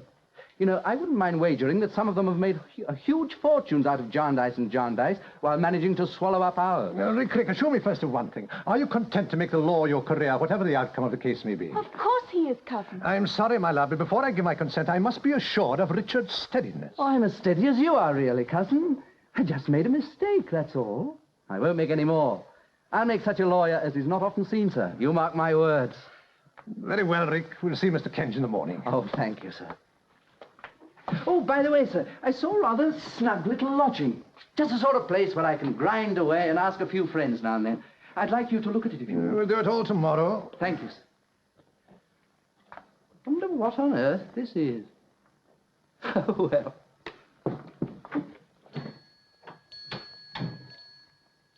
Cousin John, you don't think the worse of Richard, I hope, for changing his mind?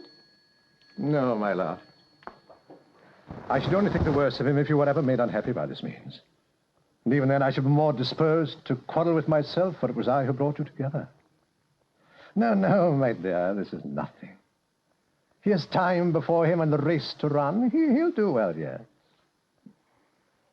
Good night, my love. Good night, Cousin John.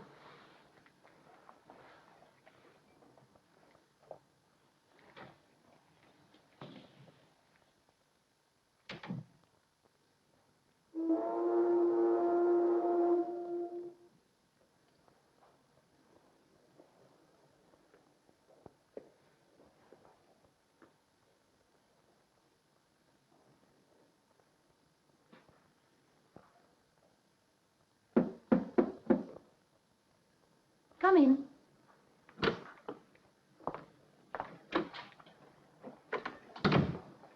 I saw the light under your door. You sit up late, Esther. I couldn't sleep, Guardian. I was thinking of so many things.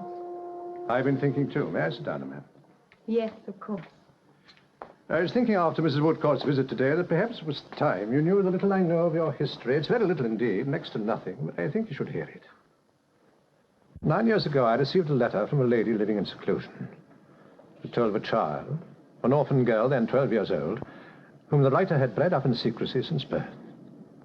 If the writer were to die before the child became a woman, she would be left entirely friendless, nameless, and alone. It asked me to consider whether I would, in that case, finish what the writer had begun. I felt concerned for the little creature in her darkened life, and I replied to the letter. It must have been Miss Barbary, my aunt, who wrote the letter. Did you ever see her, Guardian? No, I was forbidden to do so. So I appointed Mr. Kenge for our negotiations. The lady told him she was the child's aunt, and that the name the child had been given was an assumed one. Then my name isn't Summerson. Did she tell Mr. Kenge what it really was? No, more than that she would never disclose. The child, she said, so far as it was in our power to keep it so, must remain forever nameless. And that, my dear, is all I know about you. Though I saw my young ward far oftener than she thought.